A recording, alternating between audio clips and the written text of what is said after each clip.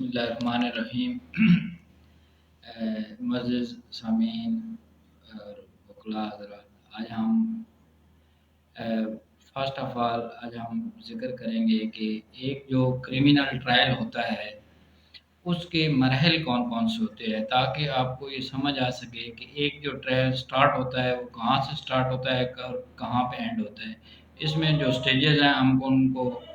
बारी-बारी से go through करेंगे। First of all जब भी कोई जुर्म होता है तो उसके ऊपर एक रिटन एप्लीकेशन जो नियरेस्ट पुलिस स्टेशन होता है उसमें दी जाती है। रिटन एप्लीकेशन इसलिए दी जाती है, आप ज़बानी भी जाके पुलिस में ये कंप्लेन कर सकते हैं और उसके ऊपर पुलिस एफआईआर देने की पाबंद होती है। लेकिन रिटन का ये होता है कि जब रिटन एप्लीकेशन आप देते हैं तो उसमें पुलिस भी कोई प्लस माइनस नहीं कर सकती। पुलिस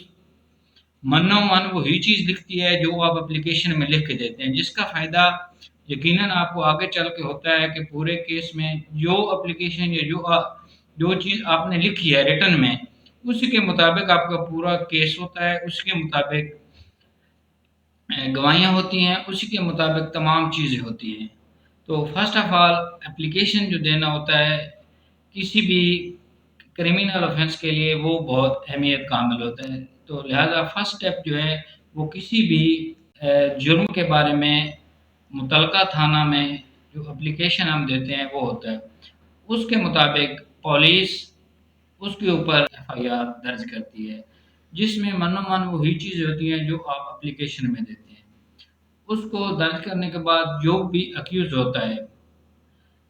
उसमें जाके पुलिस उसको गिरफ्तार करती है और 24 घंटे के अंदर-अंदर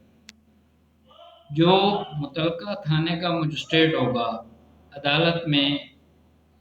उसके रूबरू 24 घंटे के अंदर-अंदर उसको पेश करना मुल्ज़िम को ज़रूरी होता है। जब मुल्ज़िम को जज साहब मजिस्ट्रेट साहब के सामने पेश किया जाता है तो उनसे या फिजिकल रिमांड की डिमांड की जाती है ताकि पुलिस उसकी इन्वेस्टिगेशन कर सके और उस केस को जज साहब मेरिट के ऊपर देखते हैं। अगर वो केस इस नौइयत का हो जिसके लिए पुलिस की इन्वेस्टिगेशन की ज़रूरत है और कुछ चीज़ें पुलिस ने बरामद करनी हैं, तो फिजिकल रिमांड के ऊपर वो जो मुल्ज़िम है जिसके ऊपर इल्ज़ाम है उसको पुलिस की कस्टडी में, जिसको हम जिस्मानी रिमांड बोलते हैं, उसके ऊपर दे दिया जाता है और पुलिस उसको लेके वापस चली जाती है। और अगर मजिस्ट्रेट साहब जज साहब ये समझते हैं कि इसमें कोई चीज़ ऐसी नहीं है कि जो पुलिस को इससे मतलूब है या दरियाफ्त करानी है या उसकी ज़रूरत नहीं है, तो वो उस चीज़ को पढ़ के जज साहब ये सारा मामला देखते हैं तो उसको जुडिशियल कस्टडी में भेज देते हैं, यानी कि दूसरे अल्फाज में बोले उसको जेल भेज देते हैं। तो इन दोनों सूरतों में जो होता है बंदा वो चाहे फिजिकल रिमांड पे चला जाए चाहे उसमें चला जाए जुडिशियल रिमांड में, तो उसके बाद उसके एक दो दफ़ा रिमांड लेने की और भी टोटल जो होता है 14+3 यानी एक दफ़ा मैक्सिमम जो होता है वो 14 दिन का और प्लस 3 दिन और मजीद बढ़ा के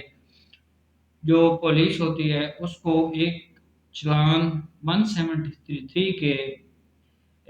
सीआरपीसी के तहत देना होता है, जो चाहे मुकम्मल चालान हो या नामुकम्मल हो। मुकम्मल इस सूरत में होता है कि अगर तमाम चीज़ें जो उसमें रिक्वायर्ड होती हैं वो पूरी हो जाती है तो वो मुकम्मल चालान देगी, और अगर कुछ चीज़ें फोरेंसिक लैब वगैरह से इधर-उधर से अभी टेस्ट उनके वापस आने हैं तो इस सूरत में नामुकम्मल चालान भी पेश करना अदालत में ज़रूरी होता है। तो इसमें जब उसका चालान पेश किया जाता है तो अगर अक्यूज़्ड जुडिशियल लॉकअप में है यानी कि जेल में है तो उसको वहाँ पे इन्फॉर्म किया जाता है, नोटिसेस वगैरह भेजे जाते हैं। और अगर वो बेल के ऊपर है, घर है या आज़ाद है, जहाँ भी है उसको समन किया जाता है अक्यूज़ को कि आपका चालान पेश हो गया है और आप अदालत में फलानी डेट को हाज़िर हों। तो उसमें बंदे का अदालत में हाज़िर होना बेहद ज़रूरी होता है। तो उसमें जब 173 का चालान बंदे को पता चल जाता है कि उसके अगेंस्ट है और फलानी डेट है, तो उस डेट के ऊपर बंदा जो है चालान जब वो उसका सबमिट हो चुका है तो मुअज़्ज़ज़ अदालत जो होती है वो उस मुलज़िम को 265 सी के थ्रू, अगर वो सेशन कोर्ट है और अगर मजिस्ट्रेट है तो 241 241 ए के तहत दर्ज झैल डॉक्यूमेंट्स देने की पाबंद होती है। उसमें कौन कौन सी चीज़ें होती हैं, जो पुलिस इन्वेस्टिगेशन हुई है उसमें 161 के बयान, जो एफआईआर की कापी, और ये उसके मुतालिक और भी जो शवाहिद पुलिस ने लिए हैं उसमें नक्शा मकबूज भी है या उसकी जो बरामदगी हुई है, व्हाट्सएवर जो भी चीज़ें उसके दरमियान हुई हैं उनकी एक कापी फ्री ऑफ कॉस्ट उस बंदे को या उस बंदे के वकील को अदालत में देनी होती है, ताकि इस बंदे का ट्रायल स्टार्ट होने से पहले पहले या उस बंदे के चार्ज फ्रेम होने से पहले पहले बंदे को ये चीज़ें मिल जाएं, ये डॉक्यूमेंट्स मिल जाएं, 161 एफआईआर की कापी और जो दूसरे डॉक्यूमेंट्स मैंने बताए हैं जिसमें फर्द मकबूज भी या और इस तरह की चीज़ें, तो इन सबको मिल जाए ताकि बंदा जो है वो अपना जो उसने डिफेंस लेना है या उसने जो अपनी चीज़ें की उसके ऊपर इल्ज़ाम क्या है उसको ये तो पता चले। उसके बाद नाजरीन मरहला आता है फ्रेमिंग ऑफ चार्ज का, जिसको हम फर्द जुर्म कहते हैं। जब किसी मुलज़िम को अदालत में पेश किया जाता है, उसके ऊपर चार्ज फ्रेम किया जाता है, तो उसमें उसको बताया जाता है कि आपके ऊपर ये एलिगेशन है। उसको चार्ज बाकायदा रिटन फॉर्म में भी दिया जाता है और पढ़ के सुनाया भी जाता है कि आपके ऊपर ये एलिगेशन है, क्या आप ये एलिगेशन कबूल करते हैं या इनसे डिनाई करते हैं। अगर वो कहता है कि जी मैं ये एलिगेशन जो है, जो इल्ज़ाम मेरे ऊपर है, मैं इनको कबूल करता हूँ और मैं इनमें गिल्टी हूँ, तो उसके ऊपर दो सूरतें होंगी कि एक तो ये है कि उसको जज साहब उसका ये कन्फेशन कंसिडर करके उसको उस केस को जो भी उसके मुताबिक सज़ा हो वो सुना दें। और दूसरी सूरत ये भी होती है कि जज साहब की मर्ज़ी है कि वो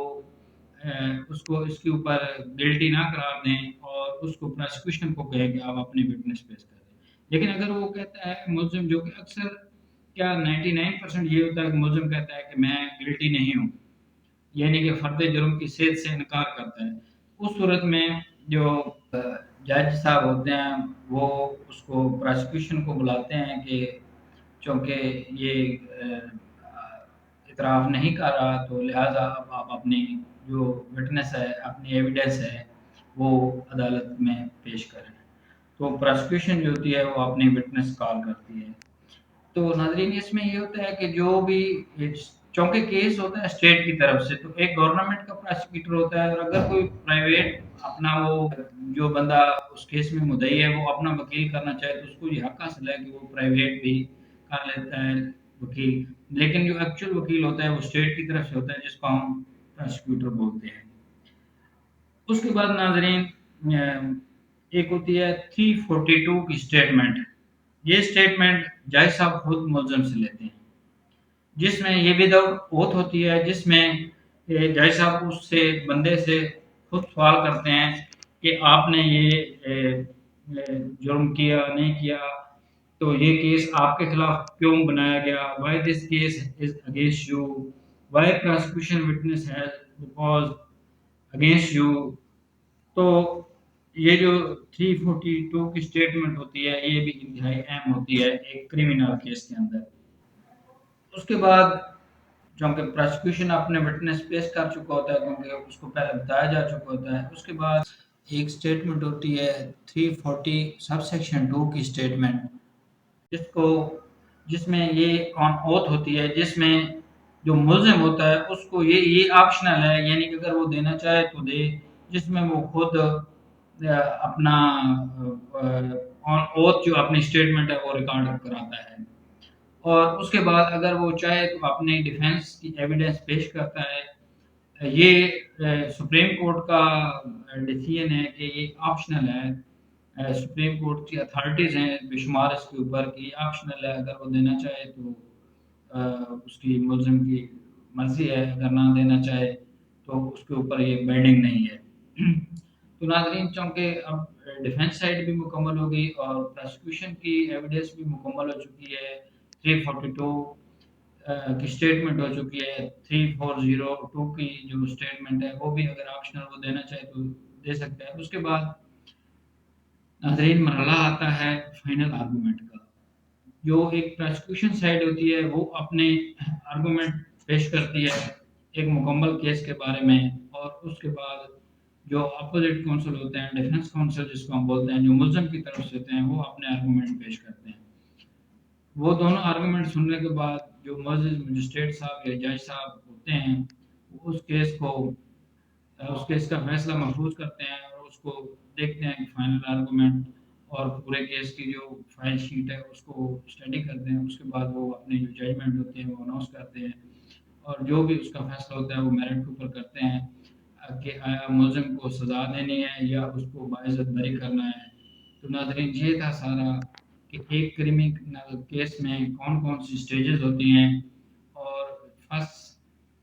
क्या होता है, सेकंड क्या होता है, थर्ड क्या होता है। तो नाज़रीन ये एक आम आदमी के लिए और जूनियर लॉयर के लिए ये सीखना बेहद ज़रूरी है। तो मैं अपना लेक्चर इस वक्त मुकम्मल करता हूँ। थैंक्स।